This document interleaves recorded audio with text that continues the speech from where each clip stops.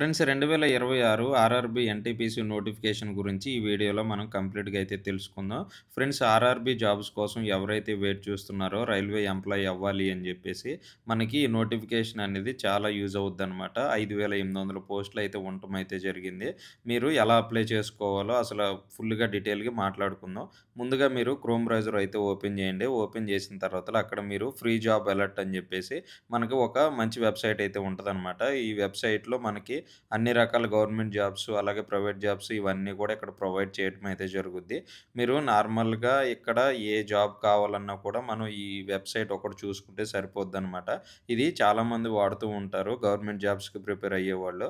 ఇక్కడ మనం సెర్చ్ బటన్‌లో గాని, లేకపోతే ఇక్కడ మనకి లేటెస్ట్ అప్డేట్స్‌లో అన్నీ కూడా కనిపిస్తానే ఉంటాయి. మీకు ఫస్ట్ అప్డేట్ అయితే చూడండి. ఆర్ఆర్‌బీ ఎన్‌టీపీసీ 5,810 పోస్టులని జెప్పేసి. దాని మీద అయితే మీరు క్లిక్ చేయంగానే మనకి పోస్ట్ యొక్క మొత్తం ఇక్కడ డీటెయిల్స్ అనేవి రావటం అయితే కనిపిస్తదనమాట. ఈ ఫుల్ డీటెయిల్స్ అయితే మనం ఇప్పుడైతే చూద్దాం. ఫ్రెండ్స్ ఇది రైల్వే జాబ్స్‌లో ఎవరైతే చేయాలి అనుకుంటున్నారో వాళ్ళందరికీ చాలా ఉపయోగపడుద్దనమాట. ఇది మనకి ఆల్ ఓవర్ ఇండియా జాబ్స్ అనమాట. ఇక్కడ మీరైతే చూడొచ్చు. కంపెనీ నేమ్ వచ్చేపాటికి ఆర్ఆర్‌బీ అనమాట. నెక్స్ట్ పోస్ట్ నేమ్స్ వచ్చేపాటికి traffic assistant and station master jobs అనమాట. ఇవన్నీ కూడా మనకి నంబర్ ఆఫ్ పోస్ట్ వచ్చేపాటికి 5,800 పోస్టులయితే ఉండటం జరిగింది. సాలరీ వచ్చేపాటికి 25,000-35,000 మధ్యలో ఉండటానికి అవకాశం ఉందనమాట. నెక్స్ట్ ఇది ఓన్లీ గ్రాడ్యుయేషన్ కంప్లీట్ చేసిన వాళ్ళకి మాత్రమే ఉంటది. డిగ్రీ గాని, బీటెక్ గాని ఎవరికైనా గూడా. అలాగే ఏజ్ వచ్చేపాటికి 18-33 సంవత్సరాల మధ్యలో ఉన్నవారు ఎవరైనా అప్లై చేసుకోవచ్చు. మనకి ఈ స్టార్టింగ్ డేట్ వచ్చేపాటికి లాస్ట్ మంత్‌లో మనకి స్టార్ట్ అయితే జరిగిందనమాట.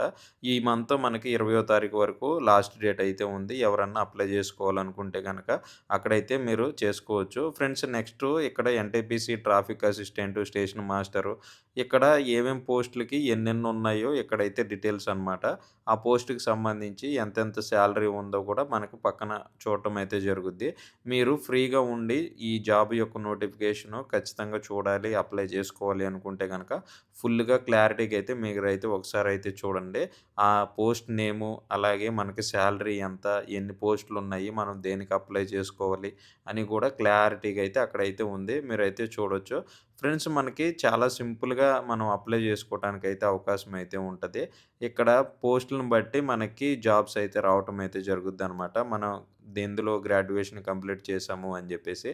ఎలిజిబిలిటీ వచ్చేపాటికి మీరు అన్ని పోస్టులకు కూడా మీరు ఏదో ఒక మంచి యూనివర్సిటీ నుంచి రికగ్నైజ్డ్ యూనివర్సిటీ నుంచి మీరైతే డిగ్రీ అయితే పొందుండాలి. ఇక్కడ మనకి అన్నీ క్లారిటీగా అయితే మెన్షన్ చేశారు. సో, మనకి మంచి మార్కులొచ్చి మంచి యూనివర్సిటీ అయితే మంచి వాళ్ళకి ప్రిఫరెన్స్ ఇవ్వడానికైతే ఛాన్సెస్ అయితే ఉంటది. నెక్స్ట్ ఏజ్ లిమిట్ వచ్చేపాటికి 18 సంవత్సరాల నుంచి 33 సంవత్సరాల మధ్యలో ఉన్నవాళ్ళు ఎవరైనా కూడా అప్లై చేసుకోవచ్చనమాట.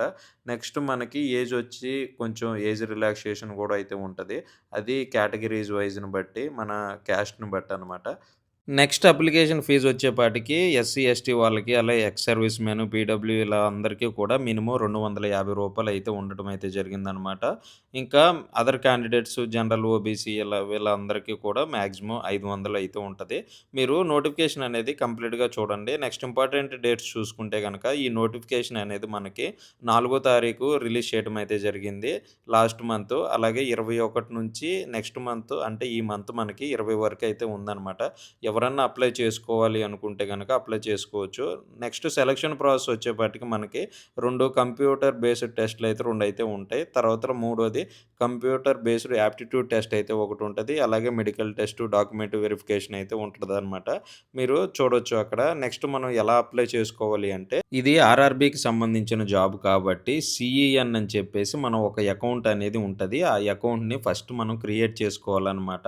అది క్రియేట్ చేసుకున్న తర్వాతలే ఈ జాబ్‌కి మనం అప్లై చేసుకోవడానికైతే అవకాశం అయితే ఉంటది. ఫ్రెండ్స్ సీఈఎన్ అనే అకౌంట్ ఎలా ఉంటదో కూడా నేనైతే చూపిస్తాను. ఇక్కడ అప్లై ఆన్‌లైన్ అని చెప్పేసి మనకి డైరెక్ట్‌గా వెబ్‌సైట్ అయితే ఇవ్వటం అయితే జరిగింది. మీరు దాని మీద నొక్కారంటే ఆటోమేటిక్‌గా మనకి ఆ వెబ్‌సైట్ అయితే ఓపెన్ అయిద్ది.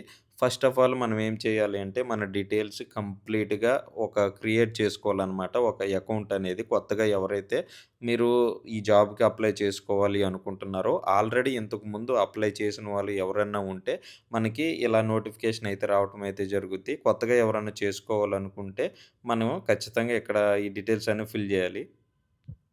ఫిల్ చేసిన తర్వాతల ఆటోమేటిక్‌గా మనకి ఒక అకౌంట్ అనేది క్రియేట్ అయిపోద్దనమాట. ఆ అకౌంట్ క్రియేట్ చేసిన తర్వాతల ఈ జాబ్‌కి మనం అప్లై చేసుకోవటానికి అవకాశం అయితే ఉంటది.